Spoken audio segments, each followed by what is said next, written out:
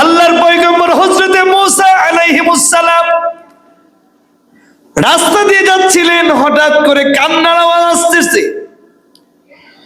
পয়গম্বর মূসা খুঁজে দেখে কেউ আছে কি, না না কেউ নাই। কিন্তু এই জঙ্গলার মাঝখানে কে কাঁদে, কার কান্নার আওয়াজ আসতেছে খুঁজে দেখা যায়। হযরত পয়গম্বর মূসা দেখে একটা বিশাল আকৃতির পাথর থেকে কান্নার আওয়াজ বের হয়। সুবহানাল্লাহ কোন। পয়গম্বর মূসা দেখে বলে, পাথর কি তোর মনে ব্যথা, কেন তুই কাঁদিস রে পাথর, একটু বলবি কি আমারে? আল্লাহর হুকুমে পাথরের জবান খুলে গেলে পাথর বলে, ও মূসা, আল্লাহ তো বলেছে ওয়াকুদুহান নাস ওয়াল হিজারা উইদ্দাত লিল কাফিরিন, কাফেরদের জন্য যে আগুন আল্লাহ তাআলা জাহান্নামে তৈরি করছেন, ওই জাহান্নামের লাকড়ি হবে মানুষ এবং পাথর। ওই জাহান্নামে নিয়ে আল্লাহ আমি পাথরের নিক্ষেপ করেন, এজন্য জাহান্নামের বয়ে আমি পাথর কাঁদি। পয়গম্বর মূসা বলে, পাথর কান্না বন্ধ কর। পাথর বলে, না না, আমি যদি জাহান্নামের লাকড়ি হয়ে যায় আমার কান্না বন্ধ করে কোনো লাভ নাই। পয়গম্বর মূসা আল্লাহর কাছে বলে, আল্লাহ, ওগো আল্লাহ, তোমার এই মাখলুক পাথরটা তোমার জাহান্নামের ভয়ে কান্দে। ওগো আল্লাহ, তুমি পাথরটার নাজাত দিয়ে দাও। রব্বুল আলামিন হযরত পয়গম্বর মূসার দোয়া কবুল করলেন। পাথরকে হযরত মূসা বলে, এই পাথর কান্না বন্ধ কর, তোর কান্না আমার আল্লাহ কবুল করেছে, তোর জন্য জাহান্নামের আগুনকে হারাম করে দিয়েছে। বলেন সুবহানাল্লাহ। পাথরের কান্না বন্ধ হয়ে গেছে। পয়গম্বর মূসাও চলে গেছে তার কাজের দিকে। বিকাল গড়িয়ে সন্ধ্যা হলেই পয়গম্বর মূসা এবার বাড়িতে ফিরতেছিলেন। ওই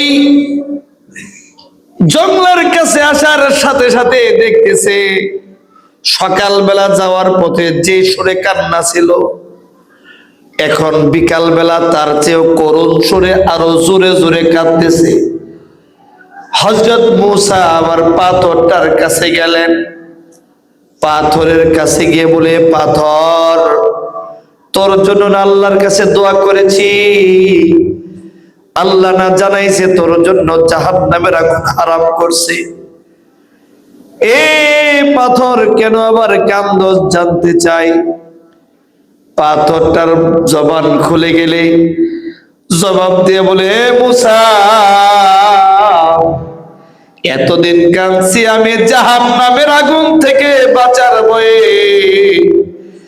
কাঁদতে কাঁদতে দেখলাম আমার মাওলা কান্নার পানিটারে বড় মহব্বত করে। কন্যা সুবহানাল্লাহ। পাথরের ভিতর থেকে জবাব আসে, এ পয়গম্বর মূসা, এতদিন কাঁদছি জাহান্নামের ভয়ে, এখন আর জাহান্নামের ভয়ে কান্দি না, এখন আমি কান্দি আমার মালিকের খুশি করার জন্য। সুবহানাল্লাহ। পাথর বলে, মূসা, কাঁদতে দেখলাম আমার আল্লাহর কাছে কান্নাটা বড় প্রিয়, এজন্য এখন আর জাহান্নামের ভয়ে কাঁদি না, এখন কাঁদি আমার মাওলার রাজি আর খুশি করার জন্য। বলেন না সুবহানাল্লাহ। এ মানুষ, কয়দিন জাহান্নামের ভয়ে তুমি আর আমি কাঁদছি, কয়দিন মাওলার রাজি আর খুশি করার জন্য কাঁদছি।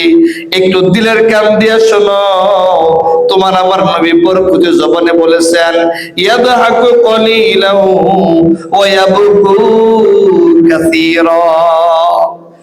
এই মুসলমানেরা, মুমিনেরা, বেশি বেশি কাঁদো, কম কম হাসো, কারণ তোমার মনিব তোমার চোখের পানিকে বড় মূল্য দেয়। বলেন না সুবহানাল্লাহ। সম্মানিত হাজিরিন, আমার আল্লাহ তাআলা মুমিনের চোখের পানিরে বড় ভালোবাসে, আমার আল্লাহ তাআলা গুনাহগারের চোখের পানিরে বড় ভালোবাসে। আল্লাহ রাব্বুল আলামিন মিশরের জমিনে বৃষ্টি বন্ধ করে দিছে। দীর্ঘদিন যাবৎ মিশরের মধ্যে বৃষ্টি হয় না। পয়গম্বর মূসা আলাইহিমুস সালাম তার উম্মতদেরকে নিয়ে সলাতুল ইস্তিসকার নামাজ পড়লেন, দোয়া করলেন আল্লাহর কাছে, বৃষ্টি হয় না। দ্বিতীয় দিন আবার সলাতুল ইস্তিসকা পড়লেন, দোয়া করলেন, বৃষ্টির কোনো খবর নাই। তৃতীয় দিন হযরতে পয়গম্বর মূসা আলাইহিমুস সালাম আবার তার অনুসারীদেরকে নিয়ে সলাতুল ইস্তিসকার নামাজ পড়ে দোয়া করলেন, কিন্তু আসমান থেকে বৃষ্টির কোনো ব্যবস্থা নাই। মূসা কালিমুল্লাহ তো আল্লাহর পয়গম্বর, আল্লাহর সাথে কথা বলল পয়গম্বর। মূসা এবার ডাক দিছে, মালিক, এ মালিক আল্লাহ, কি এমন অপরাধ হয়েছে? আমি পয়গম্বর হয়ে 3 দিন সলাতুল ইস্তিসকা পড়ে দোয়া করলাম, বৃষ্টি চাইলাম, কিন্তু বৃষ্টি দিলা না, কারণটা জানতে চাই। আল্লাহ বলে, মূসা, তোমার জামাতের ভিতরে এমন একটা নাফরমান আছে, যে নাফরমানটার উপরে রাগান্বিত হইয়া আমি আল্লাহ জমিনের মিশরের পানি বন্ধ করে দিছি। তোমার জামাতের ভিতরে এমন একজন আছে নাফরমান, যার উপর নারাজ হয়ে আমি পুরা মিশরের পানি বন্ধ করে দিছি। তার মানে বোঝা যায় যে যদি কোন এলাকায় প্রচুর পরিমাণ গুনাহ হয় তো আল্লাহর রহমত বরকত কমে, ঠিক না? বাংলাদেশেও গুনাহ বেশি না কম? বেশি না কম? গুনাহ বাংলাদেশে বেশি, এজন্য আল্লাহর রহমতও বাংলাদেশ থেকে উঠে যেতেছে, ঠিক না? পয়গম্বর মূসা বলেন, এ মালিক, তাইলে কি করব এখন? আল্লাহ জানাই দেন, মূসা, তুমি উঁচু জায়গায় দাঁড়াইয়া ঘোষণা করো, এ আমার জামাতের ভিতরে কে আছো এমন নাফরমান, যে আমার মালিকের 40 বছরের মধ্যে আমার মালিকের কাছে একবারও সাক্ষাতে যাও নাই? কে আমার মালিককে গুনাহ করতে করতে নারাজ করে ফেলেছ? আমার আল্লাহ এই মুহূর্তে ঘোষণা দিয়েছে, যতক্ষণ পর্যন্ত না তুমি আমার জামাত থেকে বের হবে, আমার মালিক এই জমিনের মধ্যে বৃষ্টি দিবে না। তাড়াতাড়ি বের হয়ে যাও, এই মিশরের বাহিরে চলে যাও। হযরত পয়গম্বর মূসা এবার উঁচু পাহাড়ে দাঁড়াইয়া বলতে শুরু করছে, এ লোকেরা, কে আছো এই জামাতের ভিতরে এমন মানুষ যে নাফরমানটা আমার মাওলারে গুনাহ করতে করতে এমন নারাজ বানাইছ, যার জন্য, যার উপরে রাগান্বিত হইয়া আমার আল্লাহ এই পুরা জমিনের মধ্যে মিশরের সমস্ত মানুষের পানি বন্ধ করে রাখছে। বের হও, তাড়াতাড়ি বের হও, আল্লাহর ঘোষণা, যতক্ষণ তুমি বের না হবে ততক্ষণ পর্যন্ত এই মিশরের মধ্যে বৃষ্টি হবে না। একবার, দুইবার, তিনবার ঘোষণা হইতেছে, তৃতীয়বার ঘোষণা চলতেছে। হযরত পয়গম্বর মূসা তাকায় আছে, এই জমিন থেকে কেউ বের হয় না, এই জামাত থেকে কেউ বের হলো না। কিন্তু হঠাৎ করে সাদা ফকফক আসমানটা কালো মেঘ দিয়া আচ্ছন্ন হয়ে গেছে। সুবহানাল্লাহ। হযরত মূসার ঘোষণা চলতেছে, কিন্তু একজন মানুষও এই জামাত থেকে বাইরে বের হয় নাই। আসমান থেকে বৃষ্টি, রহমতের বৃষ্টি শুরু হয়ে গেছে। বলেন না সুবহানাল্লাহ। এমন বৃষ্টি হয়েছে যে হযরত মূসা সহ উপস্থিত সবাই ঠান্ডা হয়েছে, মিশরের জমিন ঠান্ডা হয়ে গেছে। মিশরের লোকজন বলেন যে আমাদের যতটুকু পানির প্রয়োজন তার চাইতেও আরো বেশি রহমতের বৃষ্টি আল্লাহ ততক্ষণাৎ দিয়েছেন। সুবহানাল্লাহ। হযরত মূসা বলে, ওগো মালিক, এ আল্লাহ,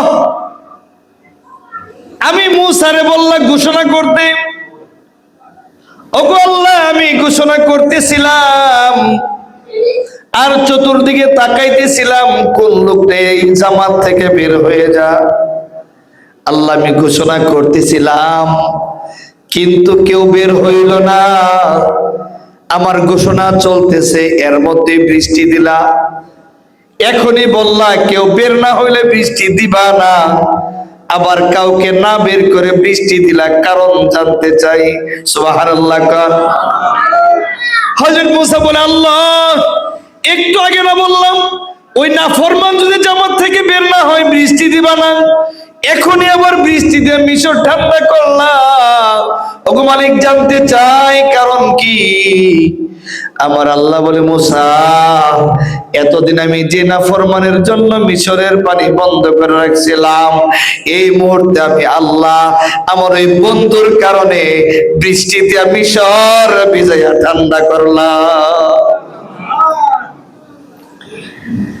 আল্লাহ বলে, মূসা,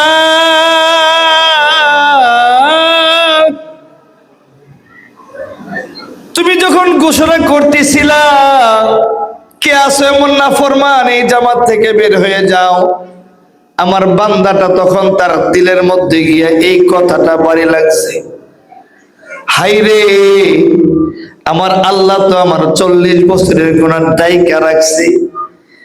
যদি আল্লাহ চাইতো আমার গুনাহগুলোকে সবার সামনে প্রকাশ করে দিতে পারতো কিনা? এই মিয়া আল্লাহ যদি চান আমাদের গুনাহ প্রকাশ করতে পারেন কিনা? যদি আপনার গুনাহ প্রকাশ হয়ে যায়, আপনার বিবি আপনাকে আপনার বিবির কাছে জায়গা দিবে না, সন্তান বাবা মাকে তার বাবা মা বলে ডাকবে না, বাবা মা তার সন্তানের পর্যন্ত পরিচয় দেবে না, যদি আল্লাহ গুনাহগুলো প্রকাশ করে দেয়। আল্লাহ বলে, মূসা, যখন তোমার ঘোষণা চলতেছিল কে আছে এমন নাফরমান, এই